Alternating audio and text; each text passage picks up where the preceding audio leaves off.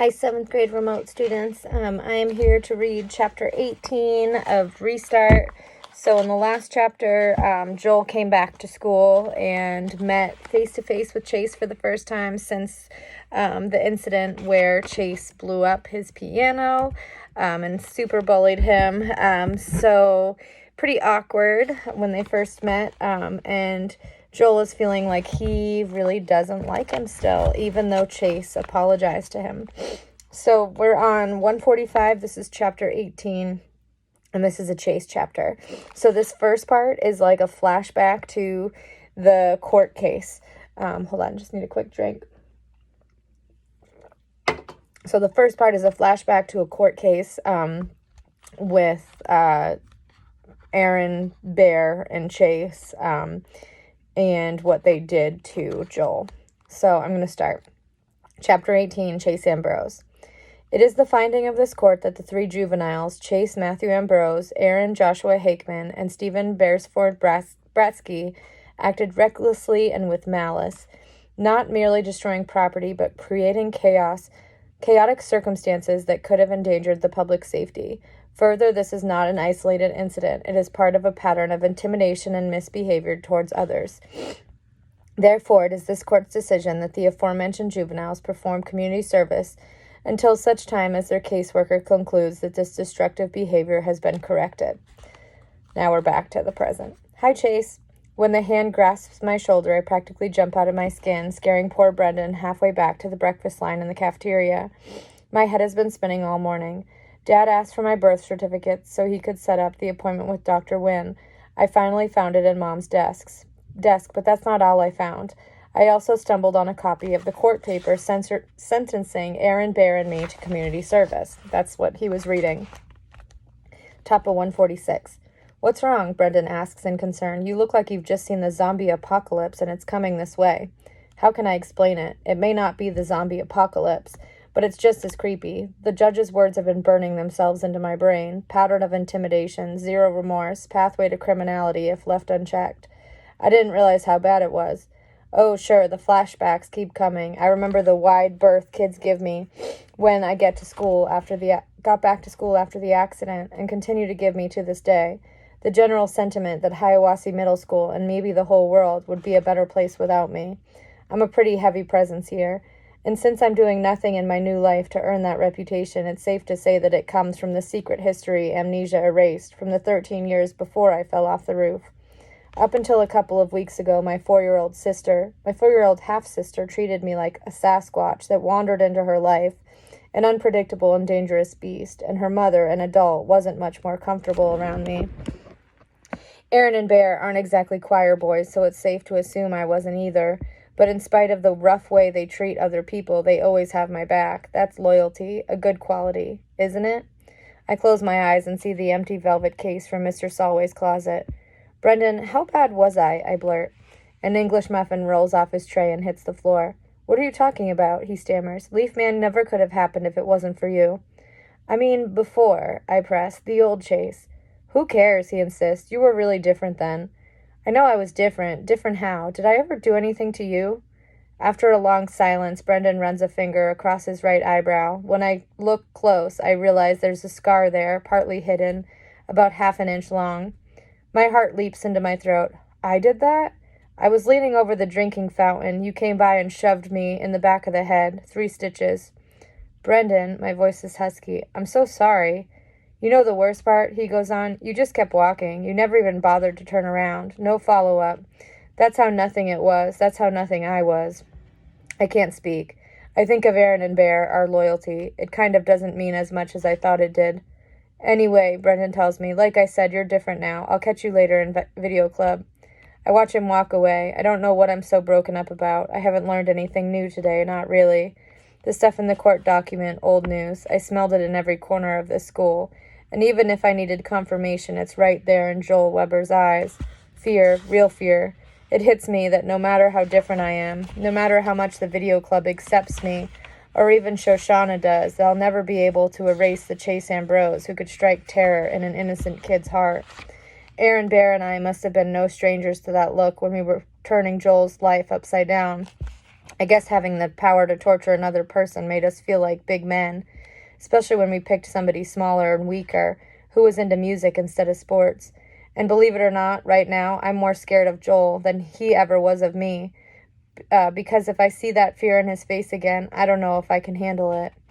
In spite of all that, Shoshana and I are getting along better every day. She doesn't hold it against me that her brother thinks I'm the devil. Maybe the turning point was when we were in heaven on ice together and she didn't feel the need to dump a giant sundae on my head. The important thing is, we're good.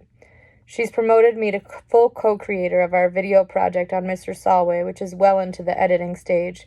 It's coming out fantastic. Editing has been tough. Since we have so much great footage, it's practically painful to decide what to cut. We even argue about it, sometimes change each other's minds. It's a real partnership. Although we're done shooting, we still visit Mr. Solway's a lot.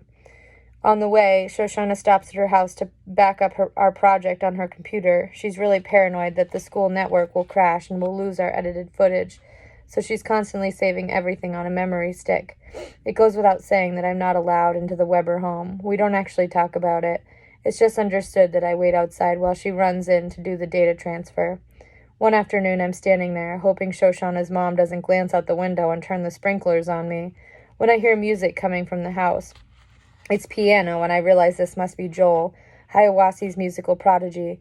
Obviously, it isn't the first time I've heard him play. Aaron Bear and I were in the auditorium to watch our firecrackers go off, so we must have experienced at least a little of his music. But it's the first time in this new life.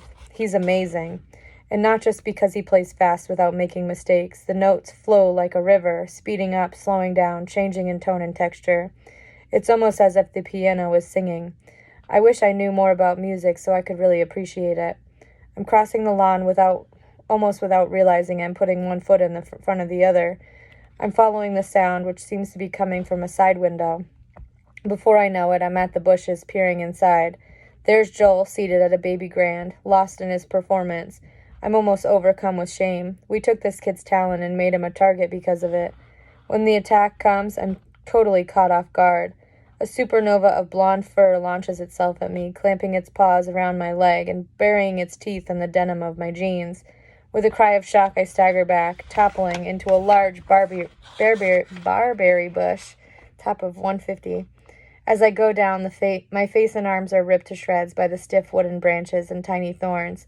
The dog is smart enough to jump off before I hit the bush. It stands at the edge of the flower bed, yapping at me. The music stops and Joel appears in the window. When he spots me lying in the hedge, his eyes widen in shock. "It's not what you think," I blurt, even though the window is closed and he probably can't hear me. To Joel, this must look like his former tormentor is at it again, stalking him in his own home. How could I be so stupid? I try to get up out of the hedge, but every time I move, I get scratched and tangled even more. Plus, that agitates the dog, who starts howling. A moment later, Mrs. Weber marches across the lawn, tossing over her shoulder. "You must be mistaken, Joel. There's no way Chase Ambrose—" She spies me, then falls silent. Joel is next. "See? I told you. It's him." I try to explain. "I'm just waiting for Shoshana. We're going to visit Mr. Solway." "And that's a reason to skulk in our bushes?" Mrs. Weber demands icily.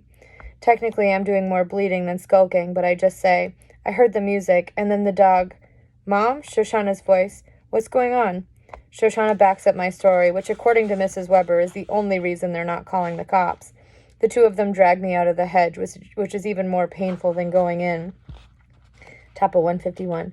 "Good dog, Mitzi," is Joel's comment. I turn to Mrs. Weber. "I'm sorry for the disturbance. I came closer to hear the music, and when the dog attacked, I fell in the bushes." I add to Joel, "You're really good."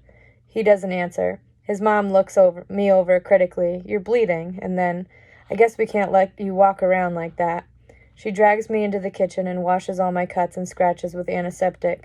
The good news is Mitzi's bite didn't break the skin. The bad news, every thorn and branch did. It's the worst agony I can remember since I fell off the roof, and I can't shake the feeling that Mrs. Weber is loving supplying it. It's the first time I've ever seen Joel smile. Even Shoshana is grinning a little, although she tries to disguise it as sympathy. I don't know what's worse, the pain or the reason they're enjoying watching me suffer. The next time I'm outside the Weber house waiting for Shoshana to back up our work, I keep my distance. Joel's playing the piano again. I hear it, and I can actually see him at the keys through the side window. He glances up, spots me, and gets to his feet. I'm thinking, oh man, I'm in trouble now. He's going to sick the dog on me again. Or worse, his mom. Then he does the last thing I ever expected. He reaches over, opens the window, and goes back to his practicing. If I didn't know better, I'd swear he wants me to listen. Top of 152 after the arrow. At school, lunch is turning into the most stressful part of my day. I've been alternating my cafeteria time, one day at the football table with Aaron Bear and the Hurricanes, and the next across the lunchroom with the video club. I take a lot of flack from the team, who can't understand me hanging out with Dork Nation. I realize the players joke around a lot, but it's starting to sound less and less like joking. Even when I'm with the video club, it's awkward because Joel's there. We're not friends, but we both run with the same crowd. Usually I sit at one end of the table and Joel sits on the opposite side. One day, though, he comes late and the only seat left is right next to me. At first, I think he's going to make a bolt for the far end of the cafeteria to make a statement that he'd rather eat in another zip code than sit beside me. And then he does hesitate a little. Eventually, though, he gives in and sets his tray down next to mine. Everybody else is looking at us like there's about to be a major war, but nothing happens. Still, a couple of days later, the others make sure there's a spot for Joel nice and far from me. None of this escapes the watchful attention of Aaron and Bear. Top of 153. I get that you hang out with the video dweebs now, Aaron tells me, but him, Joel Weber, it's thanks to him that we got put on community service. Yeah, and we never did anything to him, I retort sarcastically. Okay, fine, says Bear, but how were we supposed to know he was going to go crying to Mommy? We booby-trapped his piano in an auditorium full of people, I bark. I think his mommy would have noticed without him ratting us out. All right, you made your point, Aaron soothes. It wasn't the nicest thing to do, and we're paying the price for it, aren't we? It's over. Forget it. And why Joel, huh? I go on. I know you think all the kids at this school who don't play football are either dweebs, wimps, or losers. But how's he different from everybody else? Because he's small? Because he's talented? Bear explodes. Why don't you ask yourself? You're the one who picked him. You used to be a fun guy, or did you forget that too? We did what we did because it was fun, and the more Weber lost his mind, the funner it was, especially to you. Did it feel great when we heard he was going to that other school? No. But by then, we were headed for the Graybeard Motel, so who cared where they sent him? I can feel the color draining from my face. This might be the closest I'll ever get to understanding how my brain worked before the accident. I may not like it, but it's me. Top of 154. That afternoon, Shoshana and I finished the final edit on our entry for the contest. We've titled it Warrior. Neither of us can wait to play it for Mr. Solway, but we make the usual stop at the Weber home for Shoshana to back up our work. Like always, I wait on the lawn while Shoshana heads into the house. She pauses in the doorway and tosses a look over her shoulder. Aren't you coming? A million questions whirl through my head. Did I hear right? Is she kidding? Will her mom kill me? Her brother? Her dog? Yet somehow I know that if I ask any of them, I'll spoil it, and the opportunity will be lost forever. So I follow her into the house. Mrs. Weber sees me first. She stares at me for a second and then goes back to the book she's reading. In the living room, Joel is at the piano as usual. He glances up at me, and the music comes to a momentary halt. He takes a long, hard look, and then goes back to his concerto. I'm not sure why, but I feel an odd surge of emotion and have to swallow hard a couple of times. Even Mitzi wags her tail. So that was the end of 18. I will post more soon. Thanks for listening.